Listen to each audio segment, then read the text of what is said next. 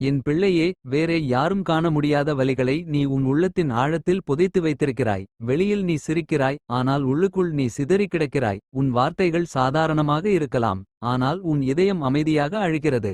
உன் முகத்தில் அமைதி இருக்கலாம், ஆனால் உன் உள்ளத்தில் போராட்டம் நடக்கிறது. அதை யாரும் கவனிக்கவில்லை என்று நீ நினைக்கிறாய். என்னை யாரும் புரிந்து கொள்ள மாட்டார்கள் என்று நீ எண்ணுகிறாய். ஆனால் நான் அறிவேன். இரவு நேரங்களில் நீ தனியாக அமைதியாக அமர்ந்து, ஏன் இது எனக்கு மட்டும் என்று கேட்டதை நான் கேட்டேன். நீ வலியை மறைக்க சிரித்ததை நான் பார்த்தேன். நீ உடைந்து போகாமல் இருக்க வலிமை நடித்து நடந்ததை நான் அறிந்தேன். உன் காயம் மறைந்தது போல தோன்றலாம், ஆனால் அது இன்னும் உள்ளுக்குள் ரத்தம் சிந்துகிறது. உன் மனசு சோர்ந்து போனது எனக்கு தெரியும். உன் நம்பிக்கை தளர்ந்தது எனக்கு தெரியும்.